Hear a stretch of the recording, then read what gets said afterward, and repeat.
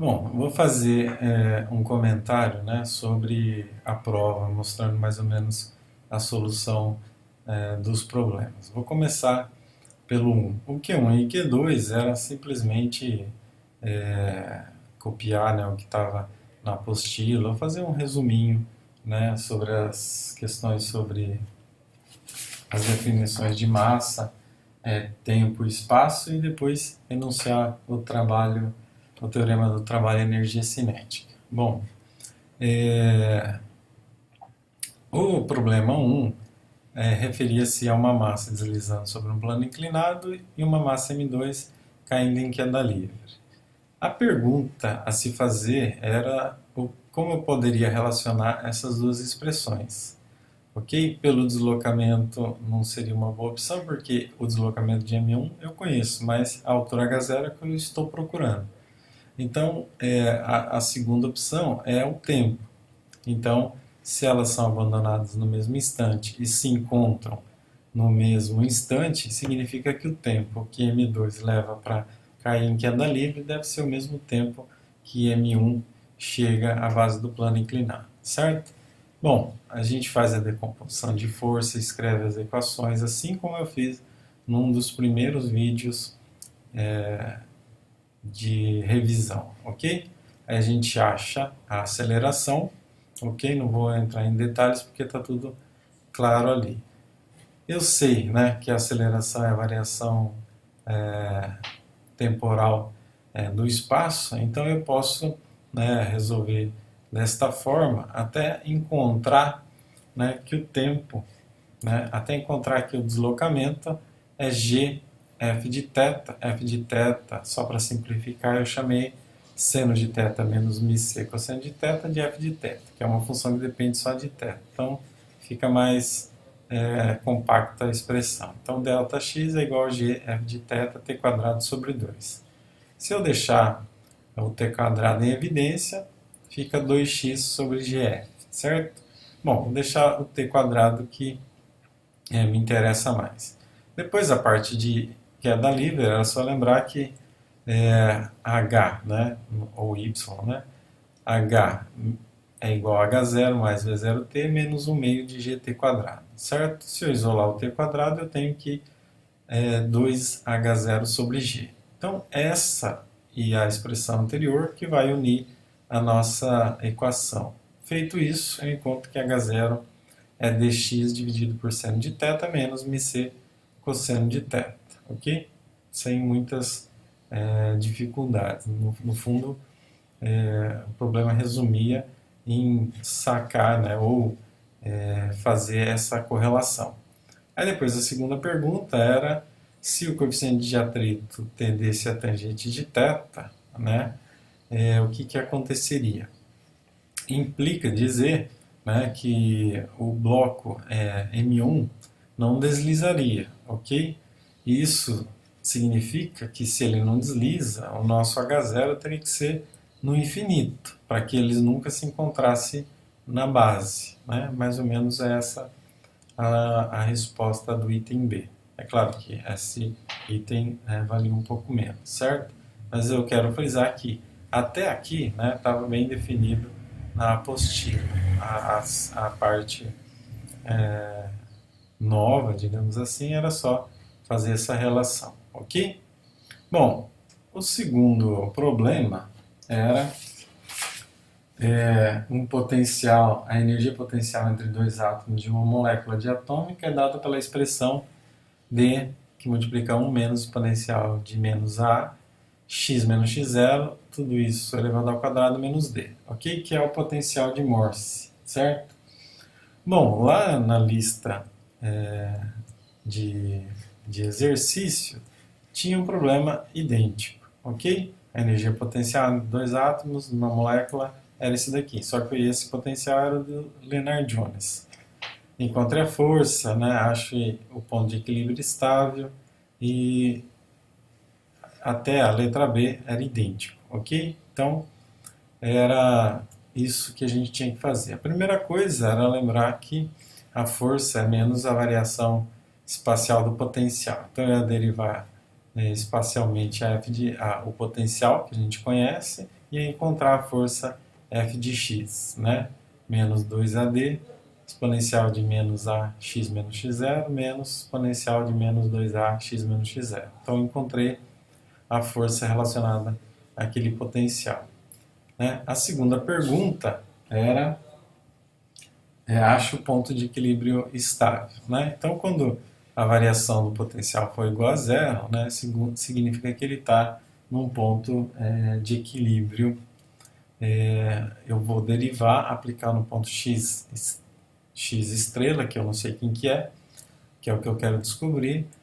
Sendo assim, né, eu já tenho a derivada feita aqui, eu igualo a zero e acho que x, né, estrela é o x0, ok? Que deveria ser, já que x0 é o ponto de equilíbrio, certo? A terceira questão era, acha o período de pequenas oscilações quando o átomo de maior massa permanece fixo na origem e o mais leve possui massa m, ok? Quando a gente, na nota de aula, a gente fez o desenvolvimento, expandiu em série de Taylor do potencial e a gente fez uma análise sobre os termos do desenvolvimento. E a gente chegou que a constante K, né, estaria relacionada à derivada segunda do potencial aplicado em x igual a zero. Ok? Então aqui a gente deveria fazer a mesma coisa. Então K é a derivada segunda aplicada no ponto x estrela, né? Faço mais uma derivada, porque a primeira eu já tinha feito, e eu acho, né, lembrando que o ômega 0 é 2π sobre t, e que t é 2π sobre ômega 0, e, né, faço um pouquinho de álgebra aqui, e aí eu chego que o período para pequenas oscilações vai ser 2π raiz de m dividido por raiz de 2 ao quadrado sobre d, ok? Só se vocês quiserem dar uma olhada, ok? Um pause aqui. Um pause aqui. E um pause aqui, certo? Bom, sem muitas dificuldades. O terceiro problema era o problema de um pêndulo simples, né, de massa, que consiste em uma massa m suspensa a partir de um ponto fixo por um fio inextensível de massa desprezível e de comprimento L. Primeira pergunta, obtém a equação de movimento supondo pequenas oscilações, ok? Então eu poderia resolver nas coordenadas x e y, certo? Decomponho, faço a decomposição, então em x, considerando x na direção do movimento, aqui, então mg seno de θ, a componente da força-peso, que é igual a massa vezes a aceleração. E em y eu tenho que a tração é igual a mg cosseno de θ, já que não há deslocamento na direção y. Bom, bastava fazer, depois disso, uma mudança de variável, de x para θ. Então, x é igual a rθ, ok? Então, como r é a distância, né, do ponto de fixação até o objeto, então, e ele é fixo, então ele vale r. Então, a primeira derivada ficaria L θ ponto e a segunda L θ 2 ponto. Volto na expressão e a gente acha, então, essa primeira, né, menos mg seno de θ, que é igual a m L θ 2 pontos, a equação de movimento. Se eu posso representá-la dessa outra forma aqui. θ 2 pontos, derivada segunda no tempo, é igual a menos g sobre L θ, ok?